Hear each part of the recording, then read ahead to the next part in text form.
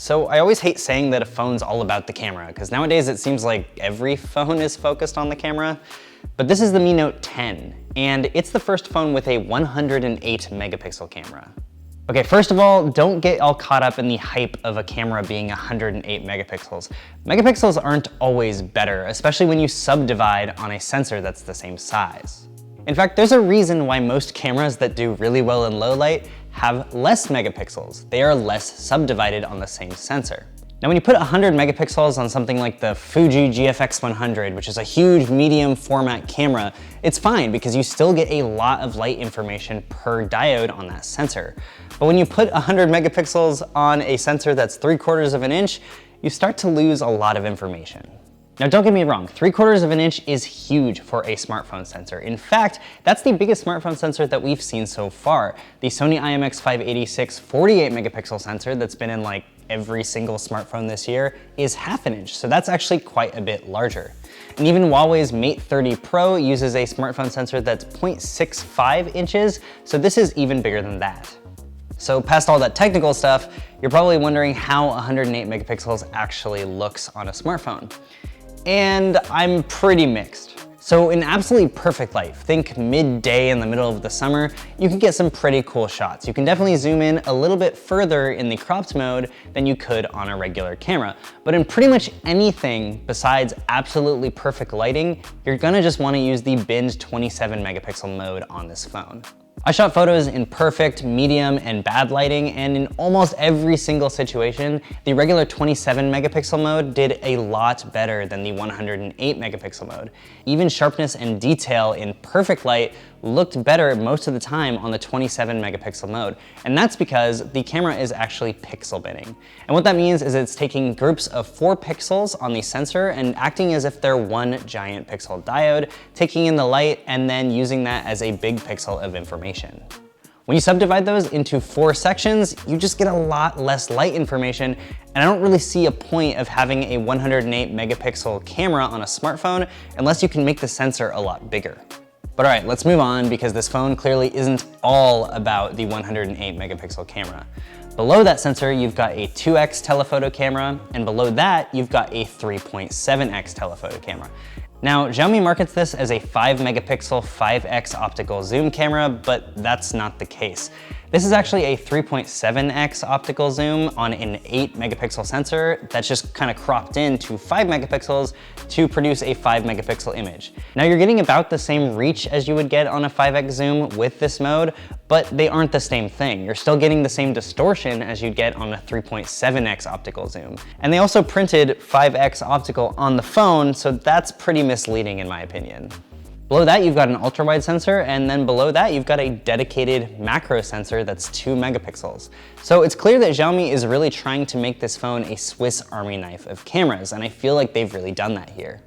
Now, if we can move past all that technical stuff, the actual images that I got out of this phone were really good. I've always really enjoyed Xiaomi cameras because I feel like their color profile and contrast and sharpness is just a nice middle ground than what we see in smartphones today.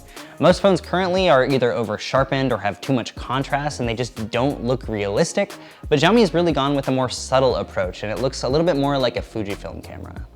Portrait mode shots also looked pretty good. They did sharpen faces a little bit more than they would in normal shots, but overall I think they looked really nice. They had very good edge detection and color and sharpness were good.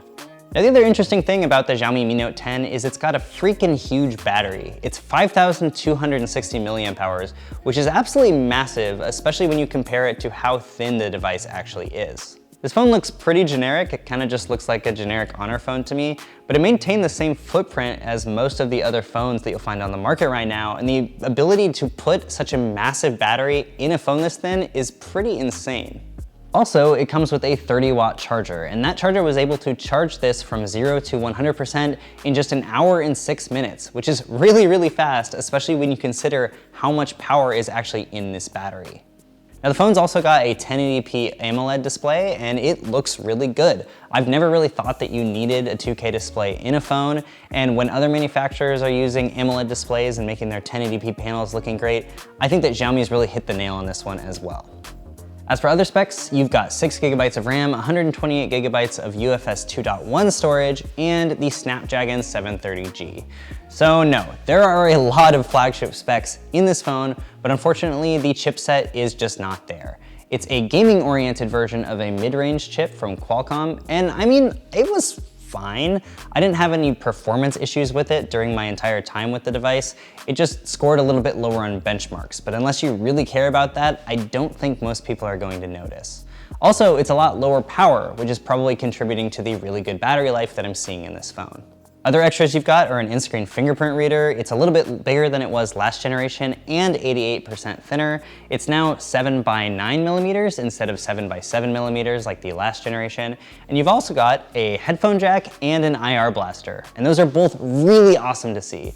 And I say this probably every time, but if a manufacturer can fit a 5,260 milliamp hour battery in this phone, this thin, and include a headphone jack, I mean, come on. Now, a lot of people really hate Xiaomi's UI, and it's not great. There's no app drawer, it's a really bubbly aesthetic, and it's okay. I mean, if you hate it, you can always throw a launcher on it, but I probably wouldn't use this stock.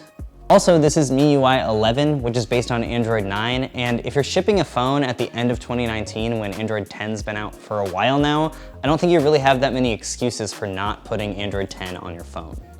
And Xiaomi is charging 550 euros for this phone. So that means that this phone is in direct competition with the OnePlus 7T. Now on the OnePlus 7T, you're getting the better Snapdragon 855 Plus, you're getting the better 90 Hz AMOLED display, you're getting a better UI, and on this phone, you're getting a more versatile set of cameras, and you're getting a headphone jack, and you're getting a much better battery. So honestly, if you're in the European market, it really just depends on what's important to you in a phone. Do you want a faster, more fluid display with a better UI, or do you want a bigger battery and more cameras? A lot of people might say a bigger battery and more cameras. So if that's your thing, this is a pretty decent device. But at the end of the day, the Mi Note 9 is all about that 108 megapixel camera. And I just don't think we're ready yet for super high resolution cameras in smartphones. We really need to make sensors bigger before we're able to ship phones with cameras like that. But I can't fault Xiaomi for pushing the boundaries of what's possible in a smartphone. If no one's gonna push those boundaries, we're never gonna get better cameras, we're never gonna get bigger sensors, and I feel like over time we'll eventually get bigger and bigger sensors to where this starts making sense. But for now, I just wanna say, don't fall into the hype from 108 megapixels. There's a reason that Google has stuck to 12 megapixels and now 16 for so freaking long. But that's been about it for the Xiaomi Mi Note 10. Let me know if you have any questions in the comment section below. I'll be sure to answer them. Head over to the website. I've got a full written review of this phone with tons of photos, lots of photo samples if you want to actually see these pictures. And until next time, I've been David with Android Authority, and I'll catch you in the next video.